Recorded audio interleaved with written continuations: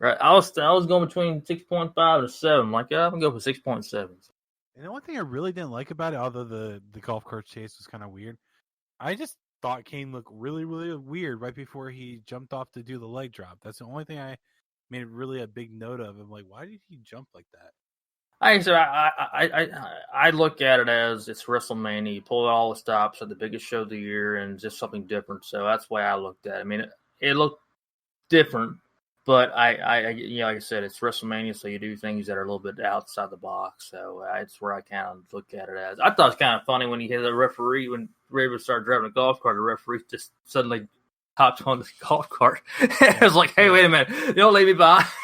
Yeah. It was kind of funny for that moment. But yeah, that's my only explanation or thought on Kane jumping, because it's a mania and you got to pull out the stops. That's my 2 cents on that one. But other than that, The next match ended up being Test versus Guerrero for the European Championship.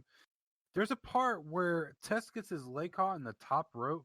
Do you think that was planned, or do you think that was a mistake?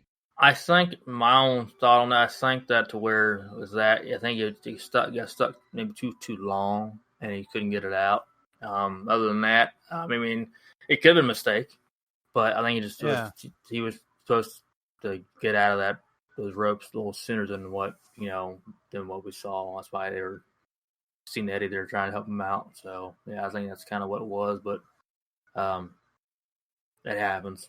So yeah, that's the only thing I can think of. But that was kind of odd.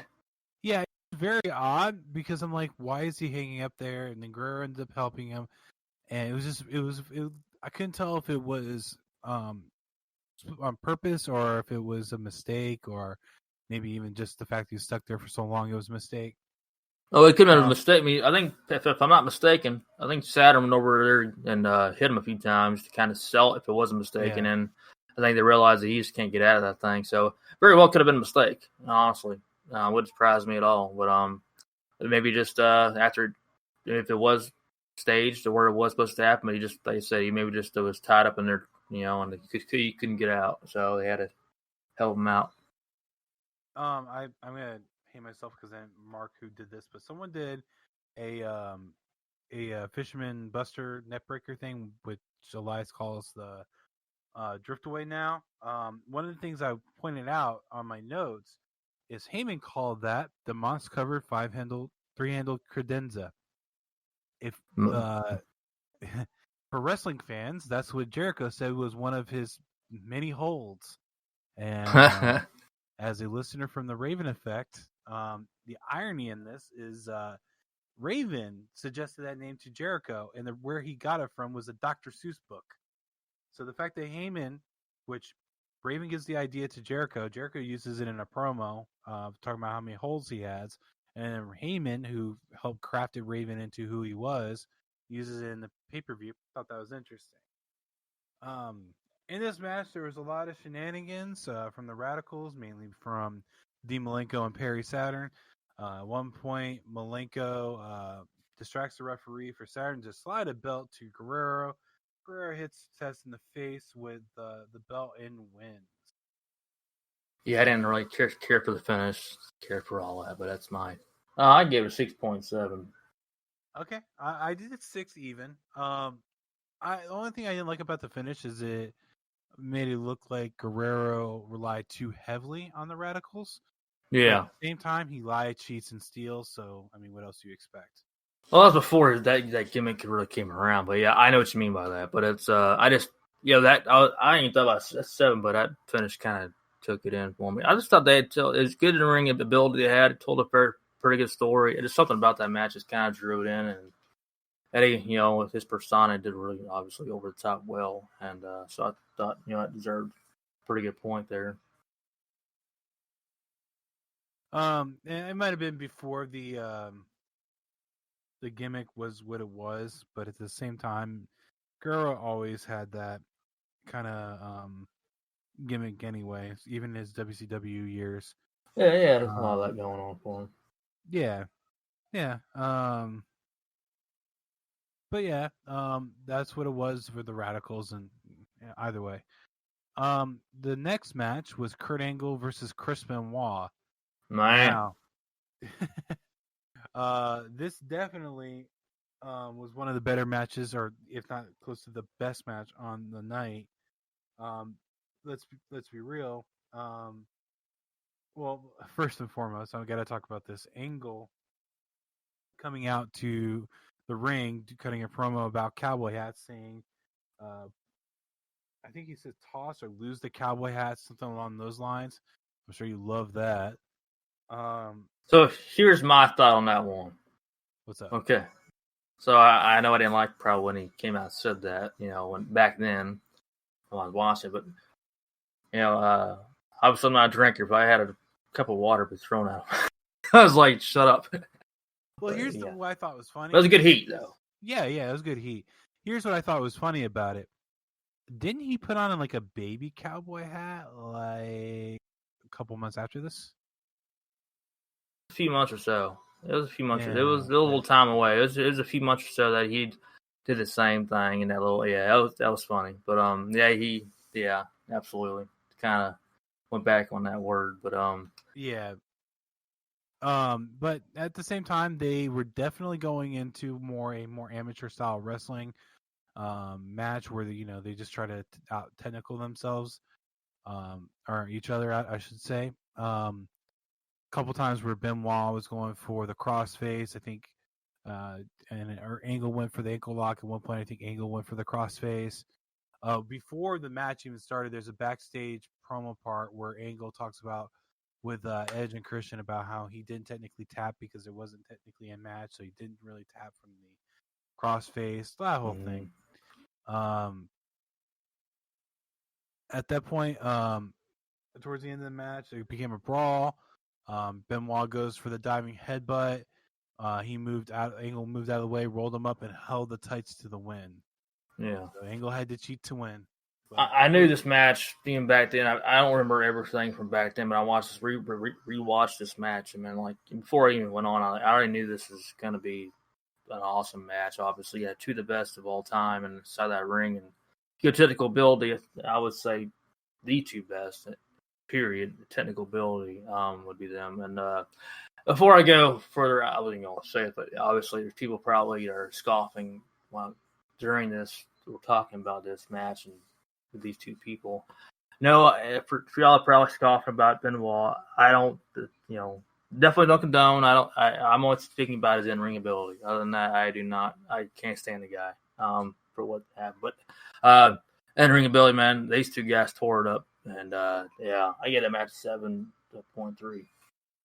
I actually did an 8 on this one. I thought it was a very good story told throughout, especially leaning heavy into technical wrestling that devolves into a brawl. Yeah. And it starts Kurt Angle's kind of heel turn again. Or not heel turn, but you know what I mean. Emphasizes the evil or the heel into it. Yeah. I'm gonna be frank. This next match I didn't really like, but it was China with versus the women's champion Ivory. There wasn't really too much that happened here. It was a very short match. It was there's nothing really to say about it, honestly. I gave it a very generous 3.5. Yeah, I did a 3. It was good that China was able to get the belt from Ivory, but back then I was an Ivory fan. Prior to Right to Censor, I was an Ivory fan.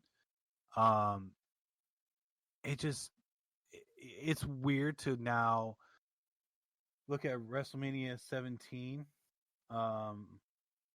and see where the women were and how much time they're given and what the match was like versus what it was now for WrestleMania 37. So it's night and day. Oh yeah, night and big time day. Oh yeah, it's by far. It's amazing how much things have evolved for the women's division since then. It's not even funny. It's just, it's crazy. Going from this kind of match to what we're main eventing WrestleMania and multiple WrestleManias. That's insane. That's good, obviously. There's, it's not even, as I said, it's night and day, man. Yeah. and they needed that. It's just kind of like for a long time they looked like just a piece of meats out there. They weren't really bra and panties matches and all that stuff. It's like we want to watch wrestling. That's cool. They look cute out there, but it's okay. Let's get to something where the kids can watch too. And it's like it being also being taken more serious, and it's just where they're at now. Yeah, it's again very weird to see it. The steady difference. It was just not a great match. Yeah. Next one ended up being Shane McMahon, one of the many times, versus Mr. McMahon. Shane McMahon had Linda, and Mr. McMahon had Stephanie McMahon and Trish Stratus with Foley as a special guest referee in a street fight. You said many a times. Didn't Shane and Vince face each other like 4 or 5 times? No, that many times. No, they had like conversations here and there, but there was no match. Maybe I'm thinking of the McMahon in every corner thing. That's probably that'd be the previous year. Yeah, that might be what I'm thinking of. I thought they faced each other several times. Nah, several times. It was a good match though. It really was, man. I was expecting something very interesting, but you got two McMahons in there that can tell a good story. Hey, Yeah. Huh? Well, one of the things I wanted to point out that kind of struck me as odd, and it's just more or less what I'm used to now. Shane came out to No Chance, and I completely forgot that he didn't always have Here Comes the Money. Yeah, it's honestly though, I thought that he debuted that song at WrestleMania 17. I had that feeling, but I don't remember when that Here Comes the Money came around, I guess. But I thought it was debuted this pay-per-view, but obviously not. That was his music for quite a while. Yeah. Quite a long time. Mm-hmm. And this is well known because this is when Linda McMahon comes out of her quote unquote. I was like, thank God, because man, this went on forever. I'm like, I had a few buddies who were like, oh, they'll do it when the times are right. I'm like, when are they gonna have her come out of this issue that be medicated, whatever, whatnot, and I was like, when she rose up, dude, it was like you obviously saw the arena going ape crap, man. It's just like, wow. That was like, it was an amazing moment. It just, it was cool to have the WCW guys there, and Shane recognizes them, and he had Stephanie and Trish, and of course you had Linda out there doing it, the Mick Foley, and it just was, some people tell it too much drama, but I think it told a good story all the way around, and the match, it was not by far the best match, but the key thing was it told an amazing story. So it wasn't noted for the match. It wasn't much of a match. It was a good story involved in it, though. That's why I gave it an 8. Gave it much higher than me. I'm sure. I did a 5. 5? Wow. Yeah. Okay. I guess. All right. I just bought into it, I guess. I back then we could probably get the same thing an 8. That's it. I'm not judging it upon the technical or in-ring. I'm just, I'm judging it all the way around. So, I guess, okay. I'm going to be honest with you, though. 3 of the next 4 I rated really, really high. So the next one, Edge and Christian with Rhino against the Dudley Boys with Spike Dudley and the Hardy Boys with Lita. This is what, TLC 2, I think, right? Yeah. Yeah, I thought it was TLC 2. For those that might not watch this pay-per-view live, the clip that everyone likes to play of Edge spearing Jeff Hardy off the titles comes from this match over here. Mm-hmm. That's a very famous scene right there. Very famous spot, I should say. Mm-hmm. Man, that was insane. Woo! Yeah. I watched that live. I'm like, oh my God. I think we're all like, oh my gosh. Yeah. So one of the things I always think is funny is if you watch how Edge lands, he pops up, looks around, and then drops. And I don't know why, but every time I see that, it makes me laugh. He hits his head and, pops up, and you see him dazed a little bit, and, yeah, that was a good spot. They did a good reaction to that DDT. Wow, spear. Yeah. It looked like it could be. It really kind of was almost DDT because the way he fell into that ring. But yeah, that's crazy, man. So this was one of those where I don't want to call it an overbooked mess because it kind of was, but it technically wasn't, given